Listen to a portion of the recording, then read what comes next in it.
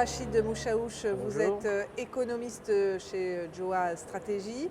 Vous avez donc mené en collaboration avec Fabien Chalot une étude sur la profession des experts comptables. Quel bilan vous dressez? Quel état des lieux? Alors, l'état des lieux qu'on a dressé en dehors de la présentation, on a bien, essayé d'expliquer au mieux ce qui pouvait se passer. Pour prendre l'histoire, quand on a commencé l'étude, on s'est dit qu'il n'y avait pas de risque, globalement. Voilà. La facturation électronique, c'est un système, les experts comptables savent ce que c'est, ça leur fait gagner du temps. Ce qu'on a effectivement vu au fur et à mesure, et qui est pour moi le point essentiel, si on devait être très synthétique sur le résultat, c'est que la facturation électronique elle-même, c'est-à-dire la partie très technique de la facturation électronique à travers les plateformes, est un vrai enjeu pour les experts comptables. Ils étaient sur un marché qui était relativement protégé, parce que régalien, parce que les entreprises s'adressaient à eux.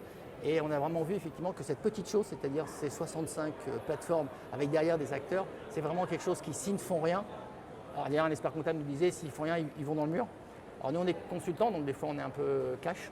Et on pensait effectivement que s'ils ne font rien pour des raisons de démographie, pour des raisons d'évolution du marché, pour des raisons aussi de ressources humaines, il y avait un vrai risque que l'expert comptable perde en fait la partie sur laquelle il se rémunérait, c'est-à-dire la création des comptes, et ne puisse pas effectivement aller sur autre chose, sachant qu'a priori, ce sont des gens qui savent le faire.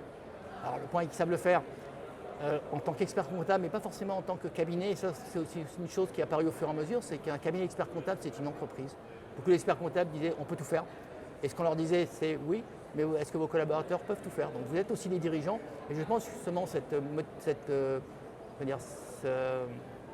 changement, ce choc, je pense que c'est un choc, est salutaire s'ils comprennent qu'ils ont des gens avec qui ils travaillent et qu'il va falloir qu'ils pilotent pour le coup une entreprise de même, qu'ils peuvent piloter l'entreprise de leurs clients. Là, effectivement, le vrai enjeu, c'est ça, c'est le changement culturel, c'est se dire j'ai une entreprise et mon entreprise doit pouvoir fonctionner sans moi. Voilà. Donc un constat plutôt surprenant pour vous, économistes, par rapport au postulat que vous aviez au départ? Alors surprenant parce que moi étant économiste, on est habitué à des marchés qui sont un peu concurrentiels. Là, on est sur des marchés qui sont à la fois pas concurrentiels et à la fois qui deviennent concurrentiels parce qu'on est obligé d'y aller. Un notaire ne prend pas de risque et un notaire, s'il veut aller plus loin, il faut qu'il aille effectivement fasse un effort. Et dans ce cas-là, c'était intéressant et surtout des grosses compétences, parce que c'est quand même 7-8 ans d'études, donc c'est plutôt pas mal, qui sont sous-exploités systématiquement, mais parce qu'il y a des revenus qui arrivent régulièrement, donc il n'y a pas de raison de faire un effort, on est tous humains. Et là, effectivement, il y a un vrai enjeu à la fois effectivement, de positif, de mise en valeur de ce qu'ils savent faire, et un risque, en tout cas un challenge de dire il faut passer d'expert comptable à chef d'entreprise. Et je dis, c'est ce qu'ils doivent dire à leurs clients. C'est ce qu'on a essayé de leur dire. Maintenant, effectivement, il faut devenir chef d'entreprise. Avoir une prise de conscience, en tout cas. Une prise de conscience nécessaire, oui. Et un changement culturel qui, pour certains, risque d'être compliqué, mais on en a vu certains, effectivement, qui en plus attendaient ça pour pouvoir le faire. Quel est le délai pour justement se mettre dans le coup, pour s'adapter à ce changement, selon vous? Alors, je dirais 2 ans.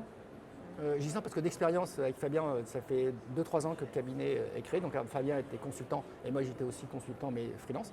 Donc le fait de travailler ensemble, Fabien est devenu chef d'entreprise. Donc il s'est aperçu en 2 ans, et c'est très rapide parce qu'il faut pouvoir alimenter l'activité, qu'il doit être chef d'entreprise. Donc il doit avoir une posture différente, il doit penser. Donc oui, on saute dans le bain, on essaie de nager.